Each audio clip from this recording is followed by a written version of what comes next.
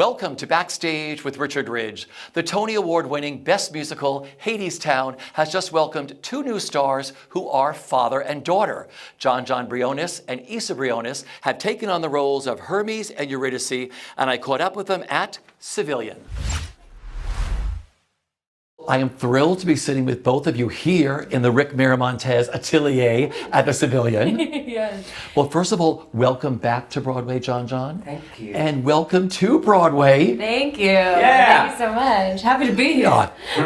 This has to be like one of the greatest moments of your lives together, to be on Broadway together. Yeah. Yeah. No, I mean, it's always been a dream to be on Broadway, of course, because growing up in musical theater, growing up in our household, it was just Broadway soundtracks all the time, and always practicing my Alphaba or my Jason Robert Brown. But this time, I think after a while of doing more TV, I kind of let it go as a dream. I thought like, oh, maybe that's not my path. Maybe that's not my dream anymore. But to have it come back around at this time, and now with my dad, I'm remembering like, oh right, no, this has always been my dream. This has been like my first dream.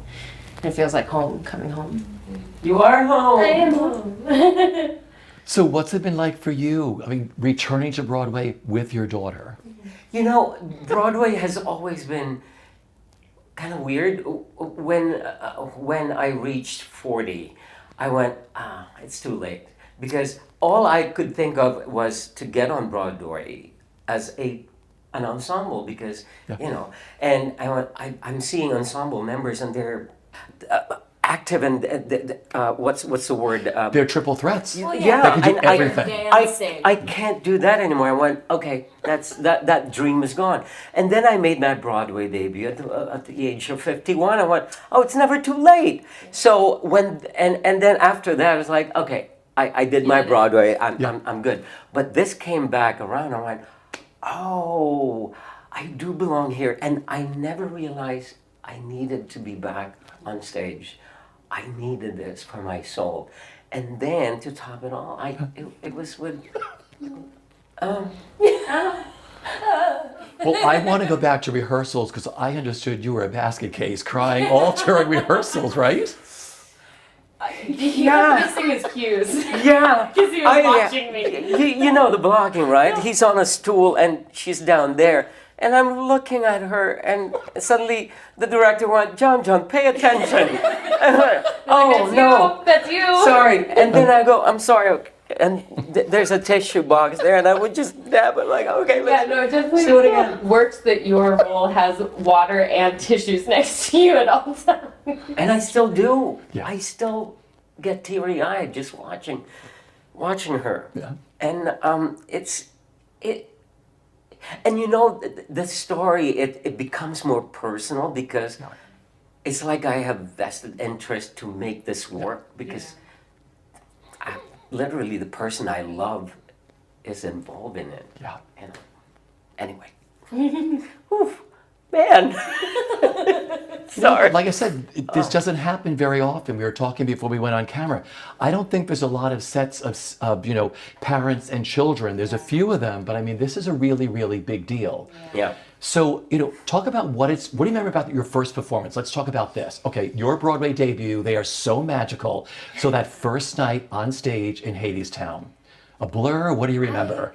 Well, the thing is, I think leading up to it, I get very nervous, and I'm someone who, my nerves like affect my voice a lot, and so I was like, oh, this is gonna be the biggest stage I've ever been on, or maybe not biggest space-wise, but just big, and thinking like, oh my God, I'm gonna be a mess. I'm not gonna be able to sing any notes because I'm just gonna be like shaking.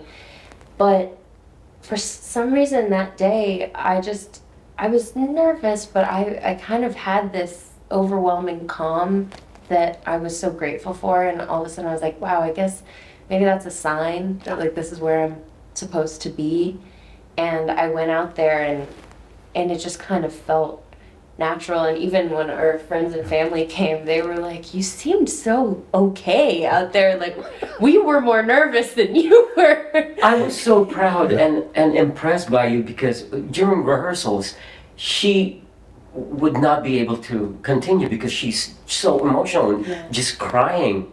All I've ever known and Flowers are very, very emotional songs, and if you can't help but connect it to your own life because it's written so beautifully, and there were definitely moments where I would be singing All I've Ever Known and all of a sudden be like, I'm so sorry, can we move on and come back to this because I need a second. And so dramatic. I'm so dramatic, my God. But no, but yes, what were you saying?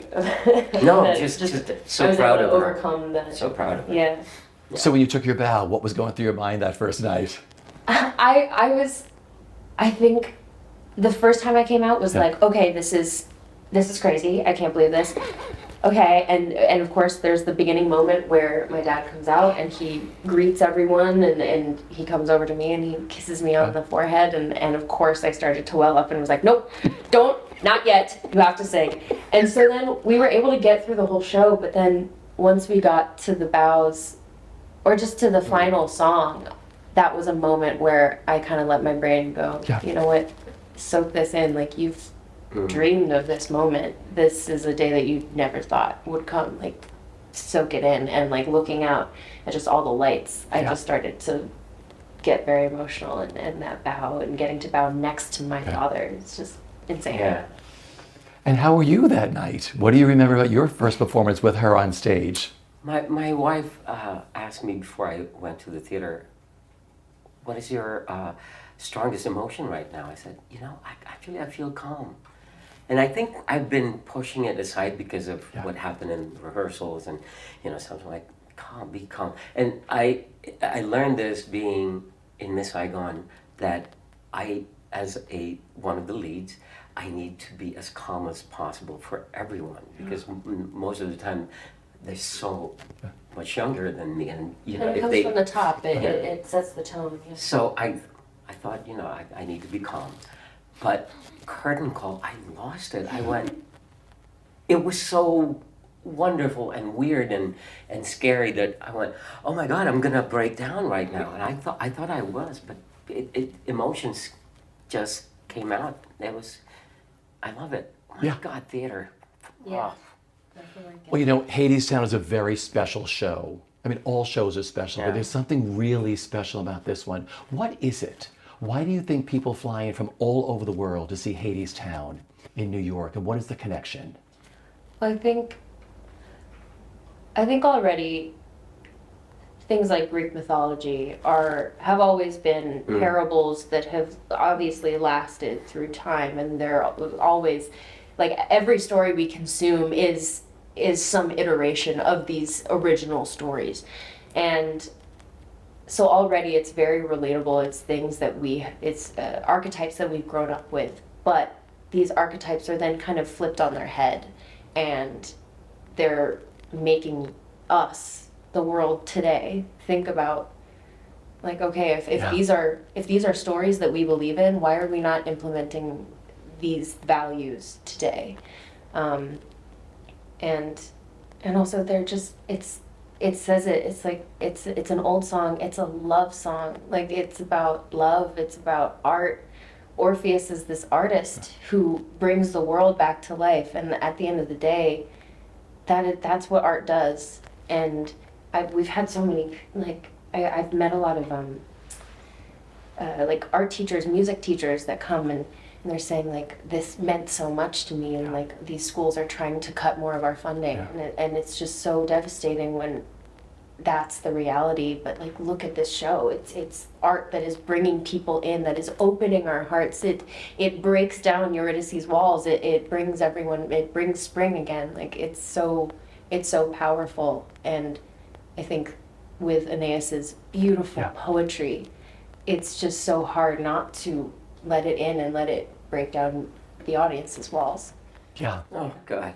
Beautifully put. Beautiful. Do you want to add to that? Like, what do you think it is? Well, to add to that, it is a story of hope, right? Yeah. It's especially when my character going, it's the thing to know how it ends. And just like in life, we say it's going to be the same anyway. Why even bother? Yeah. But that is what living is all about. Hoping that this time around it's gonna happen. Because if you resign yourself to the fact that nothing's gonna change, it's not gonna happen for you, then we're gonna be doomed. Yeah. We're people doomed. But if you keep on waking up and going, let's do this again, and then sleep at night and go, okay, tomorrow it's gonna happen. It's the story of hope, isn't it? And that's what keeps us going. That's what makes us human. Yeah. What's your favorite moment that your dad does in the show? There's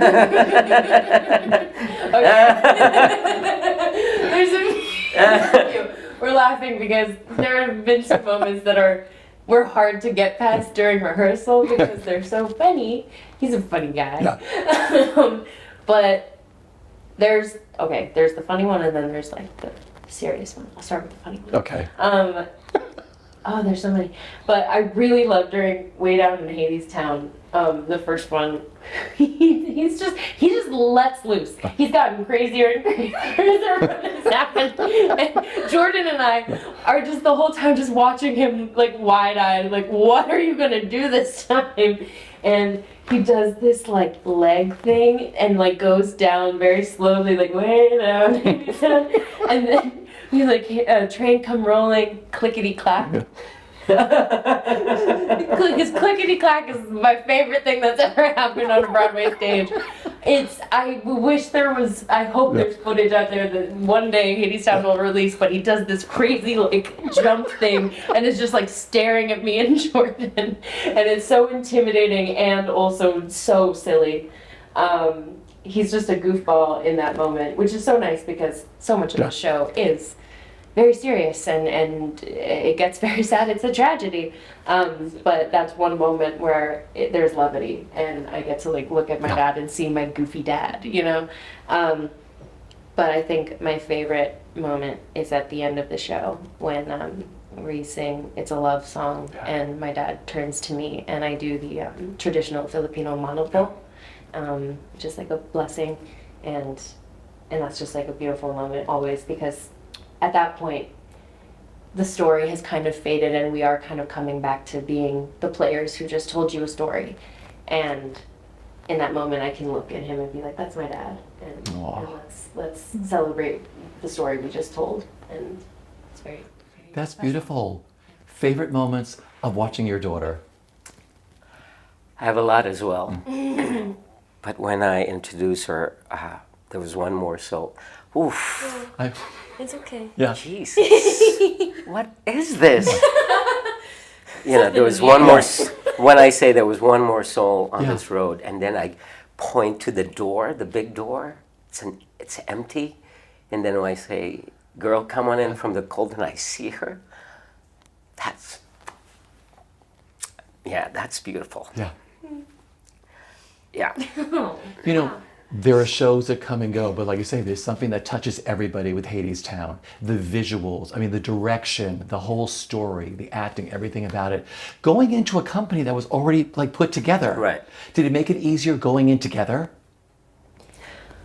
There's something really special about having like obviously the very close connection that we have, being able to be like, okay, like how did that feel after rehearsal, and like how are you feeling, or what, or being able to be like, this one part is feeling weird, and then we get to discuss it and help each other. And I mean, all I've really done is join pre-existing companies, and that is always so intimidating. And I mean, when I did it with Hamilton, I was 19 years old. I was a baby. I didn't know. And everyone was older than me. Everyone had done so much more than me. And so going in, I was just so nervous and felt like I couldn't really be comfortable or be myself or speak up.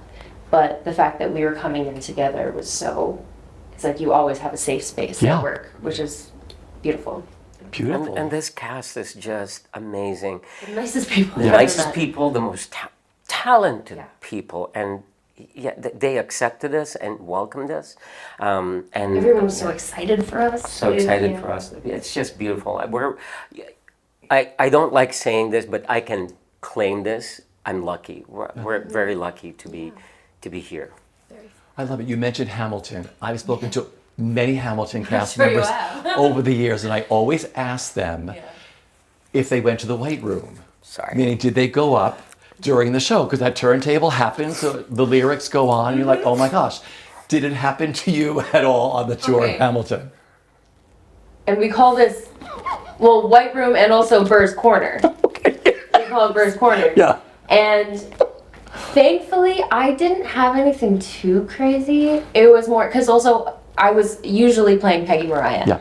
And so there's less to flub, but I definitely one time was like, Daddy said to be home by sundown. Daddy said to town.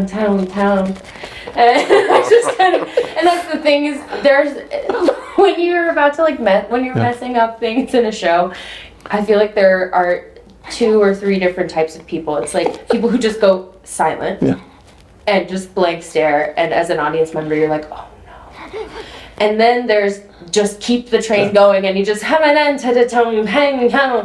just kind of keep making noises until you find it again, which for Hamilton is so necessary because that music keeps going. It's on a track. Right. You have to catch up. So if you stop, it's so much harder to catch up. So if you just kind of keep the rhythm going, you're like, I'll eventually get it, I guess. But this time, like, has been rough for me because I've never been the lead in a musical like this before, so I've got a lot more words to remember. I also have a lot of props to remember. I keep forgetting the goddamn flower. Oh no! I have to put the flower from my coat into my vest, and now it's become like a thing. And apparently, this is what every Eurydice goes through. The stage managers, when I go off stage, they're always like hold up a flower to be like, remember, put flower in the ring. You're not alone. I'm not alone. I'm but sure it's all of them. being a lead in a musical is a different vibe. Yeah. I want to go back to your Broadway debut because it was actually in the original production of Miss Saigon, right? Well, no, he never did Broadway. I never did Broadway. For the you original never- production. His Broadway debut was the revival. We started it in London in '89, but I never did Broadway until 2017. All right, so let's talk about. I thought you went on in the ensemble originally. No, I was in the ensemble in the West End. with Lea Salonga. Yeah. Yeah. Okay, so let's talk. So your Broadway debut at Miss Saigon. What do you remember about that magical night? Oh God, that's a blur. It was a while ago. Yeah, I remembered. I was older than everyone. I was even older than Eva's parents. I was like, oh my. Still are. Yeah, and still, yeah, and I remembered.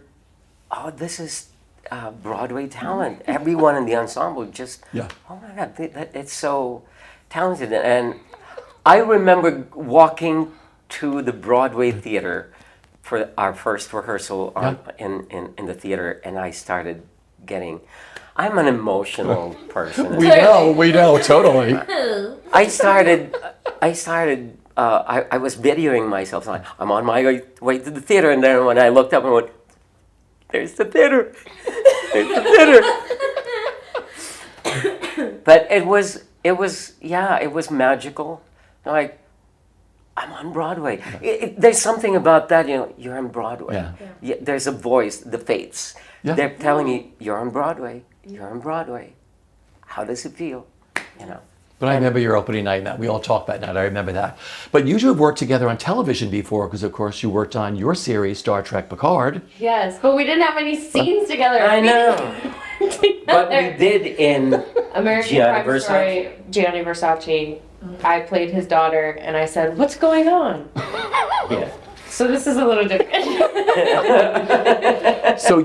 So he worked on your series, but you didn't have any dialogue or any scenes together. Everyone in the Yeah. cast was like, "We got to work with your dad." I'm like, "Cool." I didn't. Awesome. I didn't. But Versace, you had a line together. Yes. Yeah. I got to see him be very scary.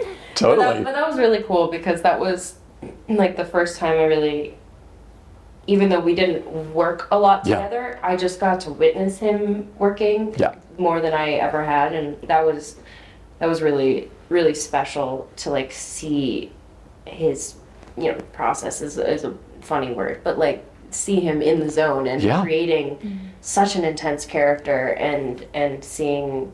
And it was very kind of similar in a way to The Engineer and the intensity of it, but to see him like create it before Yeah. my eyes was really really amazing. Now I get to see the creation again, but on stage. Okay, you're one of the nicest men I know. You got to do Ratchet, playing one of the most evilest doctors in the world. I know. I mean, where do you channel that? Or is it fun playing a villain or a villainess or villainer? Always fun because it's something that Well, because you no villain thinks they're the villain. yeah, and exactly, and that's the thing. You have an objective, like you want something, and how hard is it to get, and what would you do to get it? And you know, if that is there, it's always it's gonna be and it can be wacky. It can be over the top sometimes, and it can be dangerous. It can be beautiful, and all those stuff. And also, at the same time, I've met people like that. Yeah. And you've always wondered, what makes this person tick? What makes this person keep going? And when you discover that, you try to have fun, and you just let go.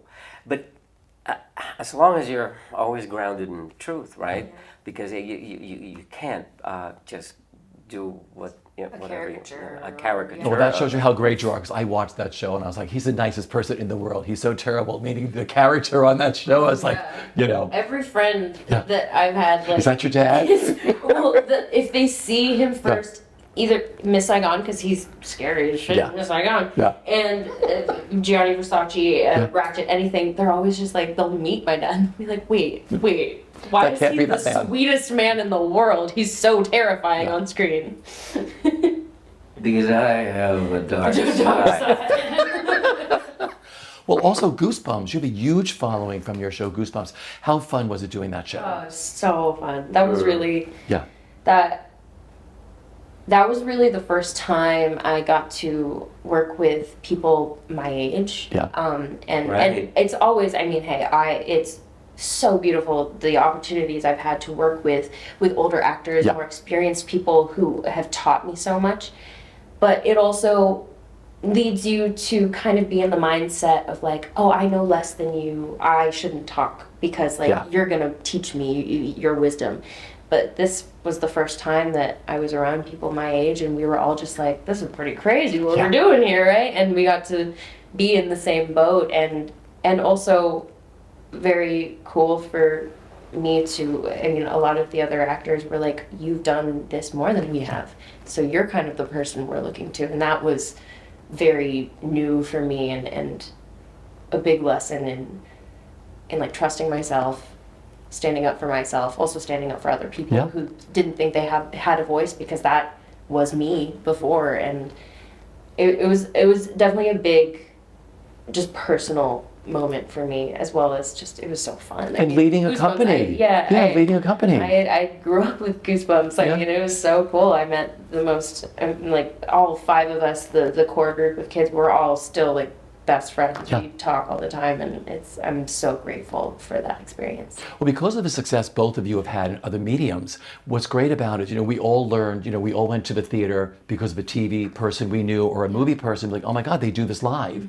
So, I mean, you're introducing a whole new audience to live theater, what that means to both of you. It's very exciting, because I think there's always ongoing conversation of like, oh, is theater gonna die, or something like that, and that is, I don't think that's true. That can't be true. It shouldn't be true, and I think there are new audiences coming in every day, and there's always talk of like, oh, stunt casting is so annoying or whatever, and I understand those arguments, but also it's bringing theater to people. Like, that's huge. It's keeping theater alive, and that's really, really exciting to see, like, people at the stage door being like, I loved Goosebumps, and like, I didn't know you could sing, and like, oh, I want to do this now. Like, that's so beautiful. Yeah. And I really think everyone should be able to experience theater. Yeah. Theater is it changes your life. The TV, movies, it tells you a story, and sometimes it